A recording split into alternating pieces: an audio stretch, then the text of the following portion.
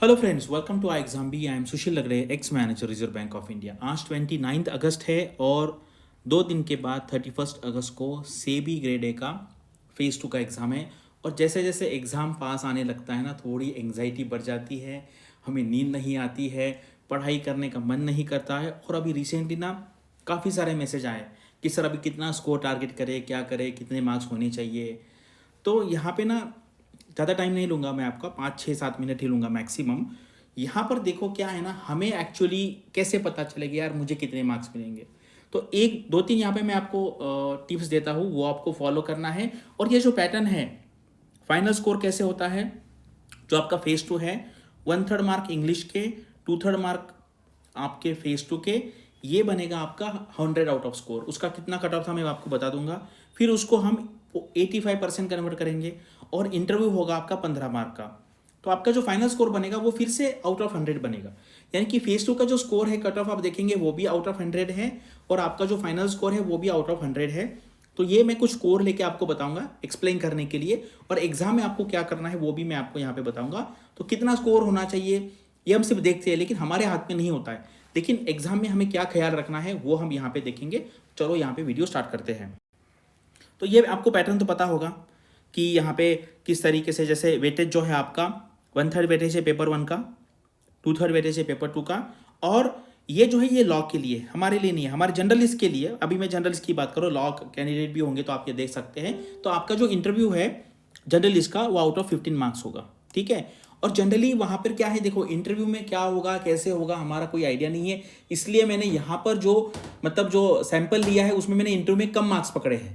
क्योंकि इंटरव्यू की कोई गारंटी नहीं होती, आप कितना भी एक्सपर्ट हो इंटरव्यू में कभी कभी लक भी काम करता है। भाई आपको कौन सा क्वेश्चन पूछा है, क्या पूछा है, आप दिन के पहले कैंडिडेट हो या लास्ट के कैंडिडेट हो, बहुत सारे नंबर ऑफ फैक्टर्स होते हैं। तो इंटरव्यू के मार्क्स मैंने कम ही पकड़े हैं, और क्योंकि वो हमारे हाथ में नहीं है। फेज़ 2 का प्रिपरेशन, इंग्लिश कैसे लिखना है, किस तरीके से हमारा इसे लिखना है, इंट्रोडक्शन कंक्लूजन, ये बहुत सारी चीज़ें हमारे हाथ में। तो हमारा फोकस अभी फेज़ 2 पे होना चाहिए। तो चलो आगे बढ़ते हैं। तो अभी ये देखो, ये पिछले 3 साल के जर्नलिस्ट के कट ऑफ है। फेज़ 2 का कट ऑफ 2018 में 64 था, यहाँ पर 20 में 66 था, 22 में 62 था, करेक्ट। अभी मैंने यहाँ पर देखो ये क्या है, ये कट ऑफ स्कोर है, यानी कि लास्ट सिलेक्टेड कैंडिडेट का स्कोर है। इतने मार्क्स मिलने पे सिलेक्शन नहीं होता है, इससे ज़्यादा चाहिए। तो हम यहाँ पे पकड़ते हैं 70 मार्क, ठीक है। हमारा यहाँ पे कितना होना चाहिए, 70 हम यहाँ पे टारगेट करते हैं। और उसके बाद आगे मैं आपको कैलकुलेशन करके बताता हूँ। मान लीजिए फेज़ 2 में 70 मार्क का मेरा कैलकुलेशन, यहाँ पे मुझे मिनिमम इतना टारगेट करना है। तो ये कैसे आएगा, इंग्लिश में मान लीजिए मैं 66 मार्क लाता हूँ, ठीक है। अब ये भाई हमारे तो हाथ में नहीं है, लेकिन कुछ एक्सप्लेन करने के लिए कुछ नंबर हमें पकड़ना पड़ेगा। तो सबसे मेन है, इंग्लिश में आपको कोई भी क्वेश्चन छोड़ना नहीं है। कुछ लोग कहेंगे कि सर मैं ये क्वेश्चन अब बहुत अच्छा लिखूंगा और वो छोड़ दूंगा, ऐसा नहीं करना है आपको। मान लीजिए एंड में, जैसे कॉम्प्रिहेंशन में या कोई भी क्वेश्चन में आपको मान लीजिए 15 मिनट है और आपको 3 क्वेश्चन सॉल्व करने हैं 5 मिनट्स के, और आपके पास इसको मार्क भी 5 5 है, जैसे सैंपल के लिए मैं बोल रहा हूँ। अभी कुछ लोग बोलेंगे नहीं सर मैं 2 ही क्वेश्चन अटेम्प्ट करूंगा, अच्छे लिखूंगा 7.5 मिनट का। ऐसा बिल्कुल नहीं करना, आपको सारे के सारे क्वेश्चन अटेम्प्ट करने। भाई भले आपको 2 मिनट मिल गए आपको एंड में, तो कुछ ना कुछ पॉइंट लिख के आइए। लेकिन अगर आपका पेपर कंप्लीट नहीं होगा तो ये आप समझ लीजिए कि भाई आपका चांस बहुत कम हो जाएगा सेलेक्ट होने का। तो सबसे पहले कि इंग्लिश में आपको सारे के सारे क्वेश्चन अटेम्प्ट करने हैं। बड़े बड़े सेंटेंस मत लिखो, क्योंकि जब आप बड़े सेंटेंस लिखते हैं तो वहाँ पर ग्रामेटिकल मिस्टेक, क्लॉजेस की मिस्टेक होने के बहुत चांसेस होते हैं। आपको अगर 20 वर्ड का, मैंने देखा है लोग एक सेंटेंस लिखते इतने बड़ा विच और दैट करके, ऐसा बिल्कुल नहीं करना। सिंपल सिंपल सेंटेंस, एक सेंटेंस में आपके 7 8 9 मैक्सिमम वर्ड्स होने चाहिए। तो सिंपल सेंटेंस लिखना है, और ज़्यादा हाई फाई वर्ड्स यूज़ करने का मत ट्राई करो। यहाँ पर ऐसा वर्ड लिखो कि जिसका स्पेलिंग आपको पता है, ठीक है। क्योंकि ये इंग्लिश लैंग्वेज का है, यहाँ पर नॉलेज दिखाने का ट्राई मत करो, ठीक है। यहाँ पे बहुत लोग क्या करते हैं, ऐसे टॉपिक लेते हैं भाई, वहाँ पे नंबर डालते हैं, आईएमएफ का ग्रोथ रेट इतना है, इसका ग्रोथ रेट इतना है। भाई आपका नॉलेज का टेस्ट नहीं है, ये इंग्लिश का टेस्ट है, इसलिए यहाँ पर नंबर बिंबर नहीं लिखना है। अगर 5% लिखना है तो FIVEPERCENT ऐसा लिखो, 5% मत करो, ऐसा करेंगे तो मार्क्स कटेंगे, ठीक है। तो यहाँ पर आपको क्या करना है, सारे के सारे क्वेश्चन अटेंड करने हैं। जहाँ पर आपके पास अच्छा लिखने के लिए है वो टॉपिक सेलेक्ट करो। और एक याद रखो, मैंने बहुत लोगों को देखा ये मिस्टेक करते हैं, इंग्लिश के पेपर में वो नॉलेज दिखाने जाते हैं, वो वैसा बिल्कुल नहीं करना है, वहाँ पर आपको आपकी लैंग्वेज दिखानी है। तो इंग्लिश का आपको समझ में आ गया, अगर 66 मार्क्स आते हैं तो उसका 1/3 होगा, तो इसके 22 मार्क होंगे। अभी पेपर 2 है, यहाँ पर देखो, यहाँ पर लोग ज़्यादा 80 के ऊपर मार्क्स भी लाते हैं, तो मैंने 75 पकड़े हैं, तो इसका 2/3 होगा, यानी कि आपको 50, करेक्ट। फिर उसका क्या हो गया, ये दो ऐड हो जाएंगे तो आपको यहाँ पे 72 मिलेंगे। अभी पेपर 2 में क्या करना है, पेपर 2 में आपको देखो, मान लीजिए आपके बहुत कम अटेम्प्ट हो रहे हैं, मान लीजिए 60 के आसपास अटेम्प्ट हो रहा है, मतलब मार्क्स के बारे में बात कर रहा हूँ, ठीक है, तो आपको फिर वहाँ पे थोड़ा रिस्क लेना पड़ेगा।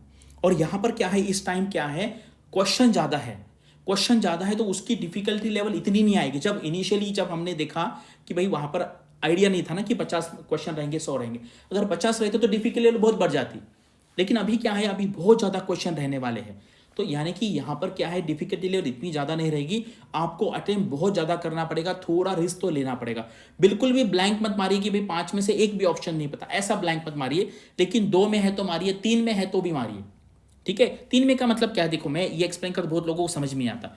मान लीजिए आपको 30 क्वेश्चन के आंसर नहीं पता, ठीक है, लेकिन आपको ये पता है कि 3 में से कौन सा एक सही है, 3 में से एक बताए, 2 आपने लिमिट कर दिए, तो क्या होगा, आपका प्रोबेबिलिटी आएगा 1/3, करेक्ट, 1/3 प्रोबेबिलिटी आएगा ना, कि 30 में से 10 बराबर आएंगे और 20 गलत आएंगे, तो 20 गलत का कितना माइनस होगा, 5 मार्क माइनस होगा, यानी कि 10 - 5, यानी कि स्टिल आप 5 मार्क पॉजिटिव में है। कुछ लोग ये क्वेश्चन छोड़ देंगे, अगर आप यहाँ पे तुक्के भी लगाएंगे, तुक्का कब, जब आपने 2 एलिमिनेट किए, 3 में से आपको एक डाउट है, तो भी आप +5 में रहेंगे, और +5 मार्क्स बहुत ज़्यादा होते हैं ऐसे एग्जाम में, ठीक है।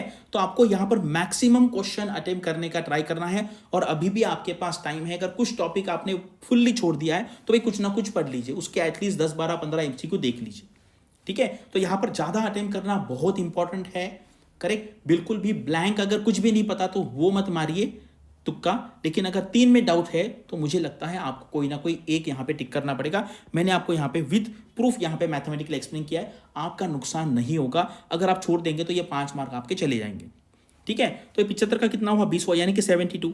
अभी ये 72 मार्क्स है, इस पर तो आपको कॉल आ जाएगा इंटरव्यू का, इसको अभी 85 में कन्वर्जन होगा, 85 में कन्वर्ट हुआ, इसके हुए 61.2 मार्क्स। और इंटरव्यू कितने मार्क्स का है, 15 मार्क का है, तो 15 में से 10, 11, 12 तक मार्क्स मिलते हैं, तो मैं 8.8 पकड़ता हूँ। 8.8 में भी आपका ओवरऑल स्कोर कितना आएगा, 61.2 + 8.8, यानी कि आपका 70 स्कोर आएगा।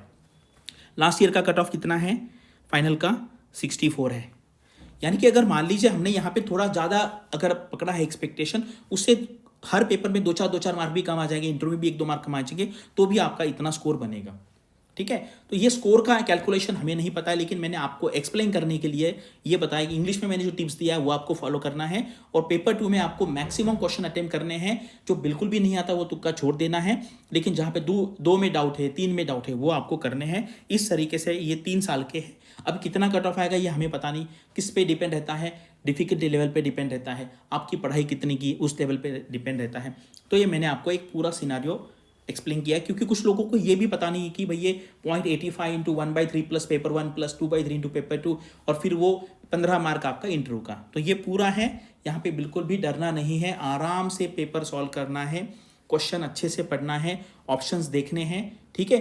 मतलब रीडिंग फास्ट करना है, लेकिन जल्दबाजी में टिक मार्क नहीं करना, पहले देखना है कि भाई ये है, एलिमिनेशन करने का ट्राई करो, क्योंकि यहाँ पर 100 क्वेश्चन है तो बहुत डीप लेवल के क्वेश्चन नहीं होंगे, ऊपर लेवल के क्वेश्चन होंगे, इजी टू मॉडरेट लेवल के। लेकिन और ऐसा भी नहीं होना चाहिए कि भाई लास्ट के 10 क्वेश्चन मैंने पढ़ के नहीं हुआ है, वो सबसे खराब कंडीशन है कि इतना टाइम नहीं मिला कि मैं 10 क्वेश्चन देख ही नहीं पाया। 10 में से मान लीजिए आपको 5 आ जाते, 6 आ जाते, 10 के 10 आ जाते, एक भी आ जाता तो भी आप एडवांटेज पोजीशन पे रहते। तो बहुत स्टूडेंट को अभी थोड़ा सा एंग्जाइटी हो रहा है, इसलिए मैंने आपको समझाया है। देखो कितने मार्क्स आएंगे एग्जाम में ये हमारे हाथ में नहीं होता है, लेकिन कुछ मिस्टेक नहीं करनी होती है, क्या क्या आपको खबरदारी लेनी है, कैसे कैसे करना, ये मैंने आपको यहाँ पे बता दिया है। एग्जाम सेंटर में जब जो रिपोर्टिंग टाइम है उसके पहले पहुँच जाइए। अगर आप एग्जाम सेंटर पे टाइम का प्रॉब्लम हो गया तो आपकी एंग्जाइटी बढ़ जाएगी, बीपी बढ़ जाएगा, और वो डायरेक्ट रिफ्लेक्ट करेगा। और टिप्स भी मैं यहाँ पे देता हूँ अलग, अभी इसके पे ऊपर वीडियो नहीं बनाऊंगा। आपको जब आप पहले दिन सोएंगे रात को तो बहुत हेवी खाना नहीं खाना है, सुबह उठ के एक फाइनल रिवीजन करना है, बहुत मतलब जल्दबाजी में नहीं निकलना है कि भाई गड़बड़ गड़बड़ में कहीं गिर गए, लाइक लग गया, सारे डॉक्यूमेंट्स, पेन बीन सारा, पानी की बोतल सब कुछ लेके वहाँ पे आधा एक घंटा पहले पहुँचना है, क्योंकि जितना आप वहाँ पर पहले पहुँचेंगे उतना आपको कंफर्टेबल फील होगा। जब आप लोकेशन देखते हैं तो आपको एक अच्छा लगेगा कि यार मैं यहाँ पे पहले पहुँच गया हूँ, अभी कोई जल्दबाजी यहाँ पे नहीं है। और डाउट है आपको कमेंट सेक्शन में पूछिए।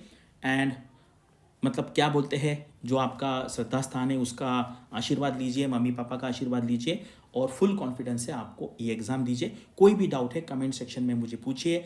आप मुझे लिंक्डइन पे भी पूछ सकते हैं, फेसबुक पे भी पूछते हैं। मैं ऑलमोस्ट हर दिन 50 से 100 क्वेरी का आंसर देने का ट्राई करता हूँ। आपके भी क्वेरी का आंसर दूंगा। Finally all the best for you, और आप यहाँ पर अच्छा परफॉर्म करेंगे और इंटरव्यू के टाइम पे हम आपसे मिलेंगे। ठीक है, thanks for watching this video and all the best for your studies and upcoming examinations.